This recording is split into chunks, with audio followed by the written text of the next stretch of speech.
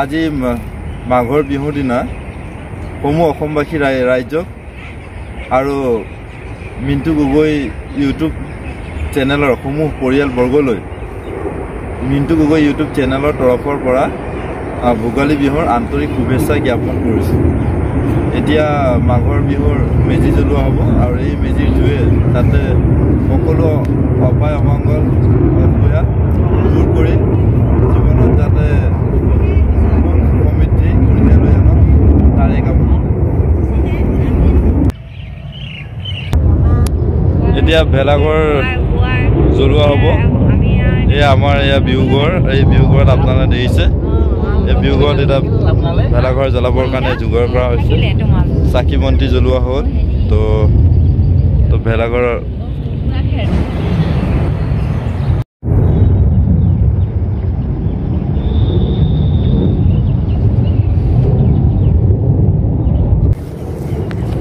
মেজি জ্বলালে ধেৰ মানুহ আছে, আজিকালি মানুহ জ্বলা নোহোৱা হৈ যাব, কেইদিনমানৰ পিছত বিলুপ্ত হৈ যাব।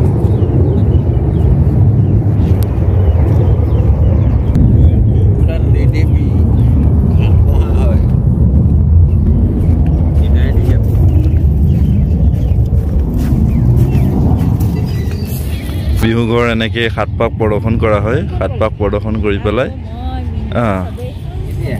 বিহুঘৰটো জ্বলোৱা হয়।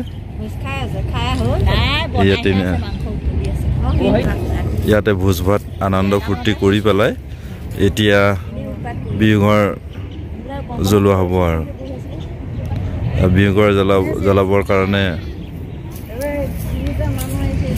এয়া আৰু লিখিব। এয়া বিহুঘৰ জ্বলোৱা হৈছে।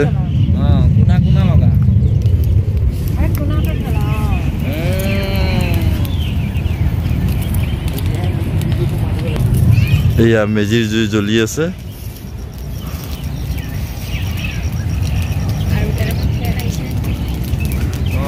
দেখিছে আপোনালোকে মেজি ঘৰ জ্বলিব ধৰিছে। এয়া মেজিৰ জুই। মিণ্টু গগৈ ইউটিউব চেনেলৰ পৰা সমূহ অসমবাসী ৰাইজক এই মেজিৰ জুয়ে যাতে সকলো অপায় অমংগল দূৰ কৰি ভৱিষ্যত সুখ সমৃদ্ধি বৃদ্ধি কৰে তাৰে কামনাৰে ভোগালী বিহুৰ আন্তৰিক শুভেচ্ছা জ্ঞাপন কৰিব।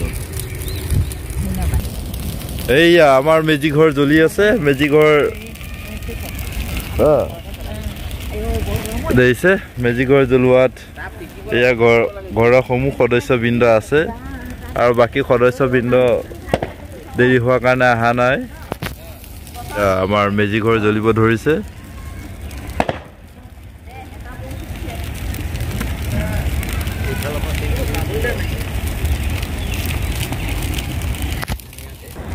এয়া মেজি ঘৰ জ্বলিব ধৰিছে, জ্বলি শেষ হ'ব ধৰিছে আৰু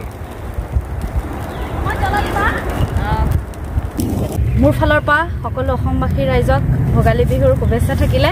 সকলোৱে এনজয় কৰক আৰু এয়া আমাৰ মেজি জ্বলিয়ে আছে। সেইটো জুয়ে যাতে সকলোৰে অপায় অমংগল দূৰ কৰক আৰু সকলোৰে সুখ সমৃদ্ধি বৃদ্ধি কৰক আৰু বিশেষ একো নকওঁ।